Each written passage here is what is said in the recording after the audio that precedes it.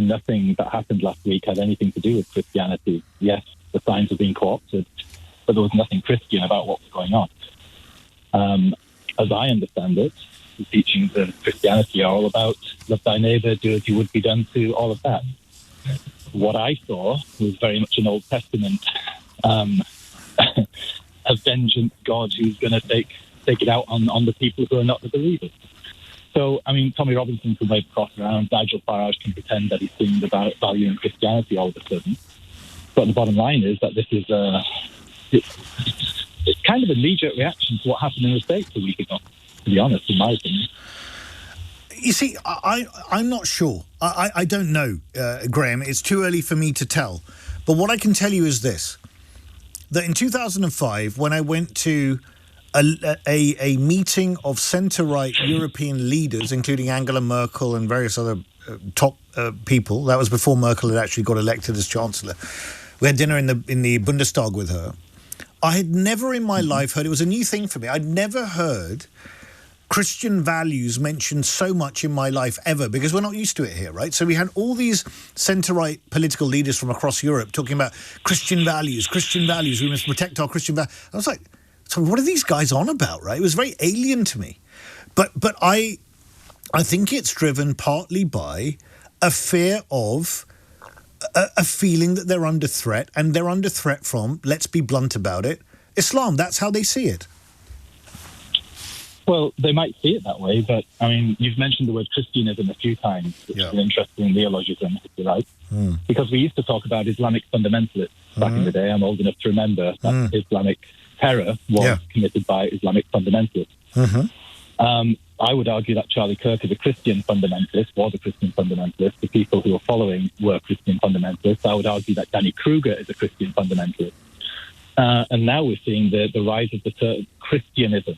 And that smacks to me of political powers deciding that they'd actually like a bun fight with real weapons between the two religions. I'm not concerned with a rise of Christian nationalism, because I believe that many of the people that were on that march or protest, whatever you want to call it, were probably not Christians. Most probably would describe themselves as atheists. So I'm not concerned about that. I mean, I work with white Christian people every day, and they are nothing like those people who went to those marches.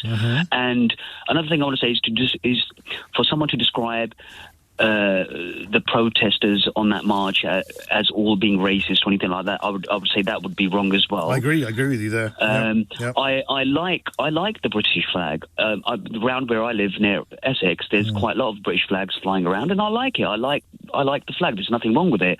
However, I am concerned about a couple of aspects of the march and how much of it is actually driven by foreign influence. Yes. I want to give you a couple of examples. One example is this woman, this in my view, a racist, a woman called Valentina Gomez from America, who's not even British, on stage said the following words. She said, "Get these rapist Muslims and dirty rugs out, send them back to their Sharia lands." Now, is that what we would describe as free speech? But she even went further, which I'm not going to read on air, but it was absolutely appalling. I mean, really appalling. I mean, absolutely appalling and incendiary. Go on. Yeah, and while she was saying that, the camera kind of flipped views and pointed towards the audience, and I could see young children, British children, listening to this.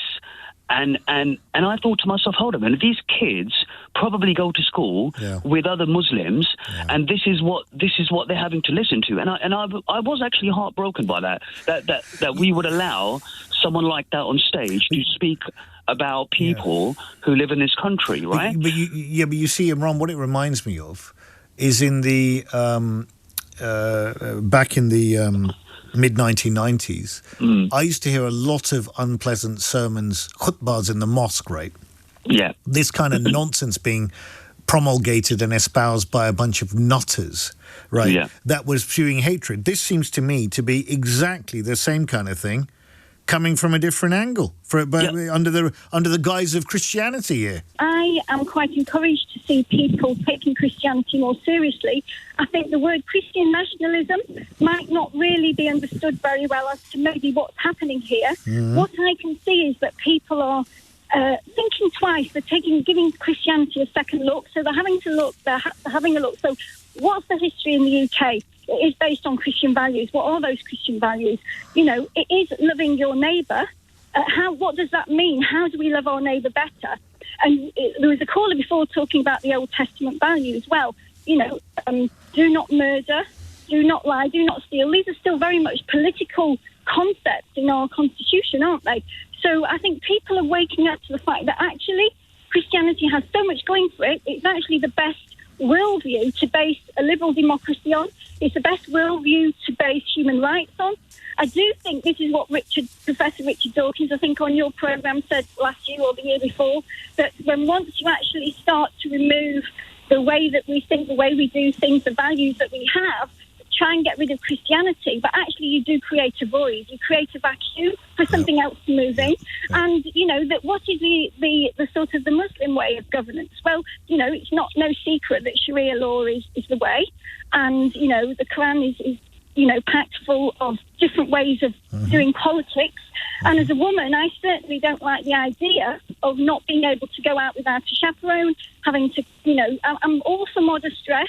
Mm-hmm. All for modest dress, but I think that covering your face, it takes something away from the personability of relating to people. Well, look, I don't disagree with you on that point, but then a lot of people out there, Muslims come in all shapes and sizes and all views, and a lot of Muslims do not believe that covering your face is necessary according to their religion at all. Others, a minority, do. The point I wanted to make was this Christian nationalism. I believe it is a far-right device. Okay. And I think it's emanating from the US. Mm-hmm. Yes. Danny Kruger, for example, he wants to, decimate public services, etc. This is all going into the notion, which I believe Curtis Yarvin is the author of with his Dark Enlightenment. The belief that human inequality is biologically hardwired, that the white race is the most intelligent, and other races of colour are less so. Right. This is very white supremacist stuff. I'm not familiar with it, but thank you for letting me know. Go on. Well, Curtis Yarvin is someone to definitely check out. Him and Nick Land have put together the Dark Enlightenment, which is what the tech bros have been seduced by, particularly Peter Thiel. He's bought into this big time. He runs Palantir, the company that allows kill technology in Israel. When they're dealing with the Palestinians, Palantir is a very dark force. Okay, well, he's not here to defend himself, Peter Thiel, but go on. Well, okay, but I think we're in really very deep trouble, in fact, because this Christian nationalism that displayed itself so revoltingly at the recent Reform Conference with the American Texas Republican woman, what was her name again? Valentina Gomez. There was an example. Christian nationalism is there to divide. Yeah, but that's just utter bonkers nonsense that she came out with, which is completely incendiary from what I've read. I'm not sure there's much Christian about it. Well, it's all connected with Turning Point. Right, so Turning Point espouses pretty much the same very far-right values. This notion that women should be returned to the home to breed and take care of the children. It's very regressive. But if people want to believe that, then that's up to them. I mean, there's a whole trad wife movement. I mean, it's open, as long as they're not denigrating others and stirring up, inciting religious hatred towards other groups based on, frankly, downright ridiculous statements. I mean, fair enough. If they want women to stay in the house and go and procreate, that's up to them. Well, I think the problem with that is, if you look at what's happening in America now, which is an example of how far this has gone in taking over a country and destroying its democracy, because all this is connected. If you look at that, DEI initiatives have been scrapped. Transgender is under attack. the position of women, their rights to abortion, etc. I'm not actually ringing you on a feminist platform. I'm just pointing out that the central tenet of these people, I'm calling them that deliberately, I am othering them, is that there be a CEO who takes over, and that CEO would be a technocrat. Okay. Right? And that everything is then divided into small states, which are kind of like fiefdoms. Okay, but look, I mean, I don't know if that will play out in the long term. Maybe it will. But where do you see this, just briefly, Pamela? Why are you concerned about this now? Given the fact that you've had this Tommy Robinson-led march, given the fact that you've heard from some people, given the fact that you're seeing now a gradual revival in the public space of references to Christianity, which frankly we're not used to. I mean, this is something very alien to British politics. I haven't seen it in my lifetime, really, not in the public sphere like this. Is this something that concerns you? Because the uptick in support for Tommy Robinson and the like, this is far right. They are far right. Unfortunately, we have a lot of people, I believe, who are not essentially far right, but they have their own reasons.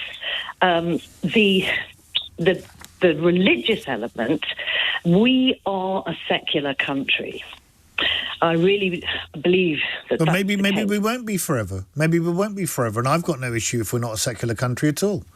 Frankly, I mean, if most people in this country go to church a lot more and actually become more religious, I don't have an issue with it. Maybe we'll have a bit more morality in society.